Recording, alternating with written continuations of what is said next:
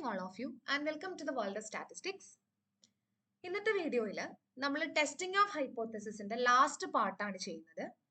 ഇതിന് മുന്നത്തെ വീഡിയോസിൽ നമ്മൾ ടി സ്റ്റാറ്റിസ്റ്റിക്കും ടി ടെസ്റ്റും കൈ സ്ക്വയർ ടെസ്റ്റും ഒക്കെ ഡിസ്കസ് ചെയ്തിട്ടുണ്ടായിരുന്നു. ലാസ്റ്റ് പാർട്ടാണ് എഫ് ടെസ്റ്റ്, അതായത് എഫ് ഡിസ്ട്രിബ്യൂഷൻ ഉപയോഗിക്കുന്ന ടെസ്റ്റുകൾ. ഒരുപാട് ടെസ്റ്റുകളൊന്നും ഇപ്പൊ നമ്മൾ ടി ടെസ്റ്റും നോർമൽ ടെസ്റ്റും ഒക്കെ പഠിച്ച പോലെ ഒരുപാട് ടെസ്റ്റുകളൊന്നും എഫ് ഡിസ്ട്രിബ്യൂഷൻ ഫോളോ ചെയ്യുന്നില്ല.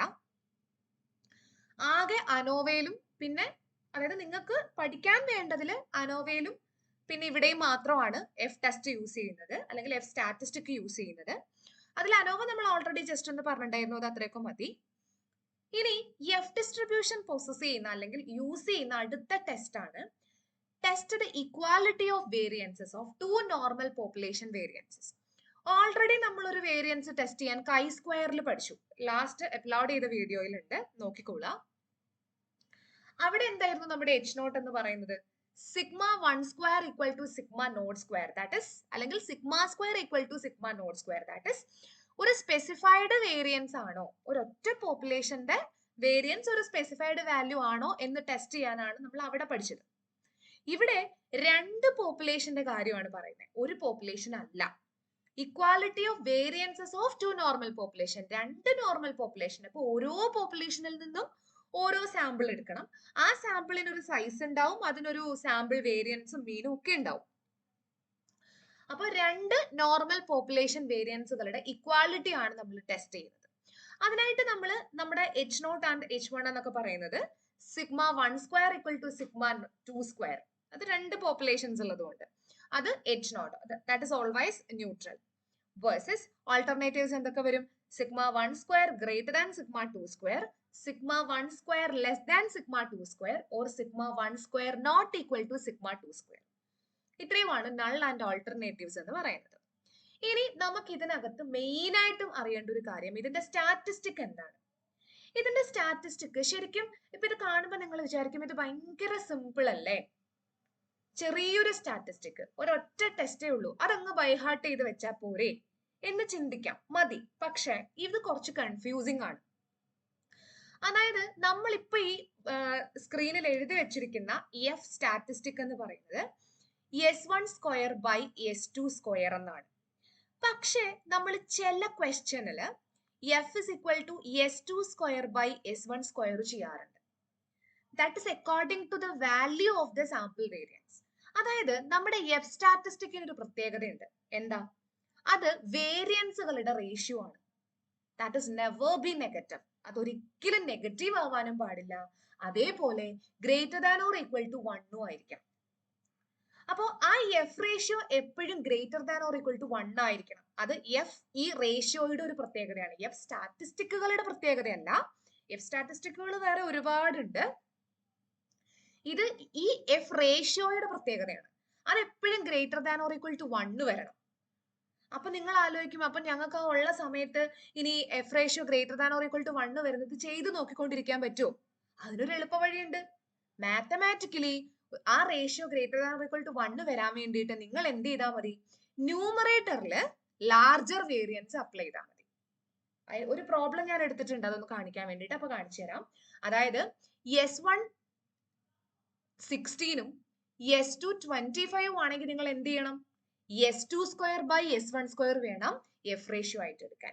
ഏതാണോ ലാർജർ വേരിയൻസ് തന്നിരിക്കുന്നത് അത് വേണം ന്യൂമറേറ്ററിൽ വരാൻ.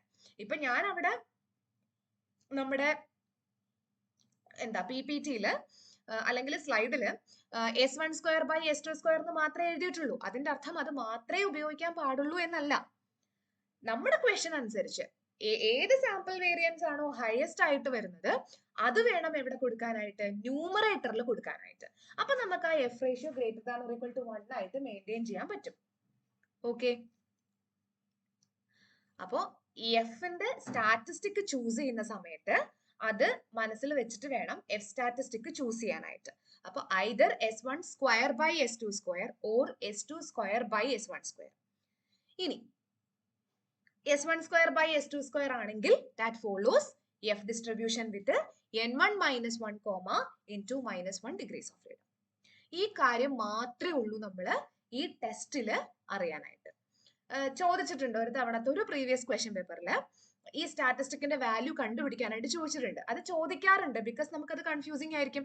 നമ്മൾ S1² / S2² പഠിച്ചു വെക്കും, എന്നിട്ട് അതിനനുസരിച്ച് അപ്ലൈ ചെയ്യും. പക്ഷെ അങ്ങനെയല്ല, സ്റ്റാറ്റിസ്റ്റിക്കുകൾ മാറിക്കൊണ്ടിരിക്കും. ഇതിൽ ഒരെണ്ണം എഴുതിയിട്ടുള്ളൂ എന്ന് വെച്ചിട്ട് ഈ ഒരെണ്ണം മാത്രം വരാം എന്നല്ല, ഞാൻ ഒരെണ്ണം മാത്രം എഴുതിയതേ ഉള്ളൂ.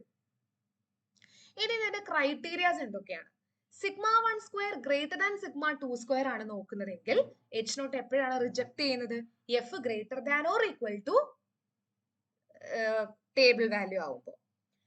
ഇനി σ1² ലെസ് ദാൻ σ2² ആണെങ്കിലോ H0 is rejected if f less than or equal to, that is the calculated f statistic value, എപ്പോഴാണോ less than or equal to table value ആവുന്നത് അപ്പോൾ റിജക്ട് ചെയ്യാം. ഇനി നോട്ട് ഈക്വൽ ടു വരുമ്പോഴോ അതും അപ്പൊ ടേബിൾ വാല്യൂ മാറും. ടേബിൾ വാല്യൂ എടുക്കുന്ന അപ്പൊ 2 tailed ടേബിൾ വാല്യൂ എടുക്കണം. അത് ഇപ്പൊ നിങ്ങൾ എഫിന്റെ ടേബിൾ കണ്ടിട്ടുള്ള ആൾക്കാരാണെങ്കിൽ അറിയാം, അതില് എന്താ 1 tail 2 tail എന്ന് പറഞ്ഞിട്ട് പ്രത്യേകം വാല്യൂസ് കൊടുത്തിട്ടുണ്ട്.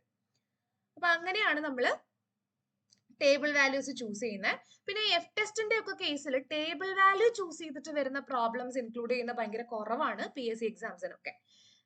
അത് ആ വാല്യൂ തരാൻ അവർക്കും ബുദ്ധിമുട്ടാണ്, അത് കണ്ടുപിടിച്ച് തരിക എന്നുള്ളത് അവർക്കും ബുദ്ധിമുട്ടാണ്, നമുക്കത് എന്തായാലും ആ സമയത്ത് കണ്ടുപിടിക്കാനും പറ്റില്ല. അപ്പൊ ടെസ്റ്റുകളുടെ ഒക്കെ പ്രോബ്ലംസ് മോസ്റ്റ്ലി വരാറുള്ളത് സ്റ്റാറ്റിസ്റ്റിക്കിന്റെ വാല്യൂ കണ്ടുപിടിക്കാൻ വേണ്ടി മാത്രമായിരിക്കും. ഇനി അതല്ലെങ്കിൽ നോർമലിന്റെ എങ്ങാനേ ഉള്ളൂ ഇന്റർപ്രിട്ടേഷൻസ് ചോദിക്കുക. ദാറ്റ് മീൻസ് കൺക്ലൂഡ് ചെയ്യുമ്പോൾ റിജക്ട് ആണോ അക്സെപ്റ്റ് ആണോ എന്ന് വരുന്നത് നോർമൽ സ്റ്റാറ്റിസ്റ്റിക്കുകൾ ചൂസ് ചെയ്യുന്ന ടെസ്റ്റുകൾക്കാണ്, അല്ലാതെ വേറൊന്നിനും അങ്ങനെ കണ്ടിട്ടില്ല. ഇവിടെയൊക്കെ സ്ഥിരമായിട്ട് കണ്ടിട്ടുള്ളത് സ്റ്റാറ്റിസ്റ്റിക് കണ്ടുപിടിക്കാൻ വേണ്ടിയിട്ടാണ്. ഓക്കെ, അപ്പൊ ഇത്രയും കാര്യമേ ഉള്ളൂ എഫ് ടെസ്റ്റിനകത്ത്. അത് ഇത്രയും ഒന്ന് നോക്കി വെക്കാം. First question, 2 samples, one from urban and the other from rural adult males of sizes 400 and 600 had standard deviations 165 and 175. Then the value of the test statistic for testing the hypothesis of equality of standard deviations. അപ്പൊ ഇവിടെയും test statistic കണ്ടുപിടിക്കാനാണ്. അപ്പൊ എന്ത് ചെയ്യണം? ആദ്യം നമുക്ക് തന്നിട്ടുള്ള കാര്യങ്ങൾ ഒന്ന് നോട്ട് ചെയ്യാം. അപ്പൊ എന്ത് വരും? അതില് H0 നമുക്കറിയാം, സ്റ്റാൻഡേർഡ് ഡീവിയേഷൻ ഈക്വൽ ആണോ അല്ലയോ എന്നാണ് നമുക്ക് ചെക്ക് ചെയ്യേണ്ടത്. അപ്പൊ H0 is always neutral, അത് അൺബയാസ്ഡ് ആണ്. സോ σ1 = σ2 ആയിരിക്കും H0 വരിക. വേഴ്സസ് H1 σ1 ഇൻക്രീസ് ചെയ്യോ അല്ലെങ്കിൽ ഡിക്രീസ് ചെയ്യോ അങ്ങനെ ഒന്നും ക്വസ്റ്റൻ അത് തന്നിട്ടില്ല. സോ അപ്പൊ ഇതിന്റെ ഈക്വലിന്റെ ഓപ്പോസിറ്റ് എന്തായിരിക്കും വരുന്നുണ്ടാവുക? σ1 not equal to σ2. ഇനി തന്നിട്ടുള്ള കാര്യങ്ങൾ നോക്കാം. N1 400 തന്നിട്ടുണ്ട്, N2 600 തന്നിട്ടുണ്ട്, S1 165 തന്നിട്ടുണ്ട്, S2 175 തന്നിട്ടുണ്ട്. ഇനി നമ്മളോട് ആകെ ചോദിച്ചിട്ടുള്ളത് എഫ് ടെസ്റ്റ് സ്റ്റാറ്റിസ്റ്റിക് കണ്ടുപിടിക്കാൻ വേണ്ടിയിട്ടാണ്. നമ്മൾ രണ്ടെണ്ണം പഠിച്ചിട്ടുണ്ട്, S1² / S2², S2² / S1². അപ്പൊ എങ്ങനെ എടുക്കണം എന്നാ പറഞ്ഞിട്ടുള്ളത്? Maintaining that statistic is always greater than or equal to 1. So larger sampling variance ന്യൂമറേറ്ററിൽ വരണം. സോ 175ന്റെ സ്ക്വയർ ഡിവൈഡഡ് ബൈ 165ന്റെ സ്ക്വയർ. ശരിയല്ലേ? അപ്പൊ എന്ത് വരും? Which is equal to approximately 1.125 something വരും. ആ വാല്യൂ ഉണ്ടോ നോക്കിയാൽ മതി. അത് നോക്കുമ്പോ option B. So option B ആണ് ആൻസർ, 1.125. അത് ഒരു കൺഫ്യൂഷൻ ആക്കാൻ വേണ്ടി 1.213 തന്നിട്ടുണ്ട്. സോ 1.125 ആണ് ആൻസർ. അപ്പൊ ഗ്രേറ്റർ ദാൻ 1 വരണം. അപ്പൊ നമുക്കിപ്പോ ഒരു പോയിന്റ് സംതിങ് ഒക്കെ അത് തിരിച്ച് ചെയ്യുകയാണെങ്കിൽ 165ന്റെ സ്ക്വയർ ബൈ 175ന്റെ സ്ക്വയർ ചെയ്യുകയാണെങ്കിൽ ഒരു 0.89 സംതിങ് ആണ് വരിക. അപ്പൊ തന്നെ ഊഹിക്കാൻ നമ്മുടെ ആൻസർ തെറ്റാണ്, ബിക്കോസ് തിരിച്ചാണ് ചെയ്യേണ്ടത്. ലാർജറിന്റെ സ്ക്വയർ ഡിവൈഡഡ് ബൈ സ്മോളറിന്റെ സ്ക്വയർ ആണ് ചെയ്യേണ്ടത്. Okay, second question, range of the variance ratio F. ആ എഫിന്റെ റേഞ്ച് എന്താണ് വരിക?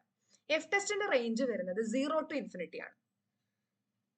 chi²നും അങ്ങനെ തന്നെയാണ്. chi² ഒരു റേഞ്ചും 0 to ∞ ആണ്. എഫിന്റെ റേഞ്ചും 0 to ∞ ആണ്. പക്ഷെ ടിക്കും നോർമലിനും ഒക്കെ -∞ to ∞ ആണ്. അപ്പൊ ഇവിടെ ഓപ്ഷൻ സി ആണ്, 0 to ∞. Option C 0 to ∞. അപ്പൊ മാക്സിമം ഞാൻ ആ ഒരു ക്വസ്റ്റ്യനിൽ പ്രോബ്ലം നിർത്താനുള്ള റീസൺ ഇങ്ങനത്തെ ക്വസ്റ്റ്യൻസ് തന്നെ വീണ്ടും വീണ്ടും ചോദിക്കുള്ളൂ. അപ്പൊ അത് നിങ്ങൾ കുറെ ക്വസ്റ്റ്യൻസ് ചെയ്ത് നോക്കിയാൽ മതി. ഈ ക്വസ്റ്റ്യനകത്ത് നമുക്ക് മനസ്സിലാവേണ്ടത് ഫസ്റ്റ് സാമ്പിളിന്റെ വേരിയൻസും സെക്കൻഡ് സാമ്പിളിന്റെ വേരിയൻസും ക്ലിയർ ആയിട്ട് ഐഡന്റിഫൈ ചെയ്യണം. അത് തിരിഞ്ഞു പോകാൻ പാടില്ല. അതില് ലാർജ് നോക്കി ന്യൂമറേറ്ററിൽ കൊടുക്കണം. അത്രയാണ് ഇതിനകത്ത്. പിന്നെ ഇതിനകത്ത് മാക്സിമം ചോദിക്കാൻ പറ്റുന്നത് ഡിഗ്രീസ് ഓഫ് ഫ്രീഡം ആണ്. നിങ്ങൾ S2 square by S1 square ആണ് എടുക്കുന്നതെങ്കിൽ ഡിഗ്രീസ് ഓഫ് ഫ്രീഡം തിരിക്കണം. S1 square by S2 square ആണെങ്കിൽ N1 മൈനസ് 1 N2 മൈനസ് 1. അത് ചോദിക്കാൻ ചാൻസ് ഉണ്ട്. അപ്പൊ ഈ ക്വസ്റ്റനിലെ ഡിഗ്രീസ് ഓഫ് ഫ്രീഡം എങ്ങനെയായിരിക്കും വരിക? S2 square by S1 square ആയതുകൊണ്ട് N2 minus 1 by N1 minus 1 ആയിരിക്കും. ഓക്കെ, അപ്പോ 600 മൈനസ് 1 400 മൈനസ് 1 599 399. ഓക്കെ, അപ്പൊ അങ്ങനെയൊക്കെയുള്ള ക്വസ്റ്റ്യൻസ് ഇതിനകത്ത് കൂടുതൽ ചോദിക്കാനുള്ളൂ. അപ്പോൾ ടെസ്റ്റിംഗ് ഇതുകൊണ്ട് കഴിഞ്ഞു, ഇത്രയും പഠിച്ചു വെക്കാം. Okay, so next probability start ചെയ്യാം. പ്രോബബിലിറ്റിയും ഡിസ്ക്രിപ്റ്റീവ് മെഷേഴ്സും കൂടെ മിക്സ് ചെയ്ത്, ഇപ്പൊ ടെസ്റ്റിങ്ങും ഡിസ്ട്രിബ്യൂഷൻ തിയറിയും പോയ പോലെ പ്രോബബിലിറ്റി തിയറിയും ഡിസ്ട്രിബ്യൂഷൻസ് അല്ല, പ്രോബബിലിറ്റിയും അതിന്റെ ബേസിക് പ്രോബബിലിറ്റീസും ഡിസ്ക്രിപ്റ്റീവ് മെഷേഴ്സും നമുക്ക് പാരലൽ ആയിട്ട് പോവാം. Okay, so wait for the next video. Thank you for watching.